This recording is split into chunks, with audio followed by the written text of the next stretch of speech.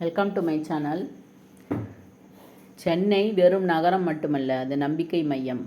காரணம், நேரடி மறைமுக வேலைவாய்ப்புகளின் களம். மென்பொருள், வன்பொருள், வாகன உற்பத்தியில் பங்கு, மென்பொருள் ஏற்றுமதியில் முன்னிலை. ஆன்சர் இது அனைத்தும். கூற்று: இந்தியாவின் பல பகுதிகளில் இருந்தும் நெசவாளர்கள் சென்னை நோக்கி வந்தனர். காரணம், கிழக்கிந்திய நிறுவனத்தின் வணிகம் துணி சார்ந்ததாகவே இருந்தது. ஆன்சர் கூற்று சரி, காரணம் சரி.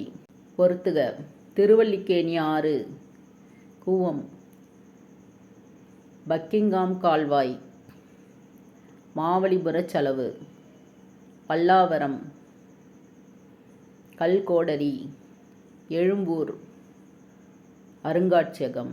கீழ்த்திசை சுவடிகள் நூலகம் குறித்து எழுதுக. காலின் மெக்கன்சியின் தொகுப்புகளை கொண்டு 1869 உருவாக்கப்பட்ட நூலகம் ஓலை சுவடிகள், தாள் சுவடிகள், புத்தகங்கள் என பெரும் தொகுப்புகள் காணப்படுகிறது. சிறுவினா: சென்னையின் பண்பாட்டு அடையாளங்களில் இன்றும் நிலைத்திருப்பனவற்றை குறிப்பிடுக. சென்னை நகரின் ஒவ்வொரு பகுதிக்கும் வரலாறு உண்டு. அந்த பண்பாட்டு அடையாளங்களை எண்ணிக்கையில் அடக்குதல் மிக கடினம்.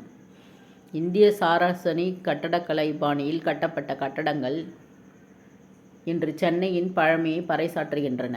ஆவணங்களை முறையாக கையாளும் ஆவண காப்பகம், மெட்ராஸ் ரெக்கார்டு ஆஃபீஸ் சாரசனிக் கட்டட முறையில் அமைந்தது. தென்னிந்திய வரலாற்றை, பண்பாட்டை அறிவதற்கு எழும்பூர் அருங்காட்சியகம், கோட்டை அருங்காட்சியகம் துணை நிற்கின்றன.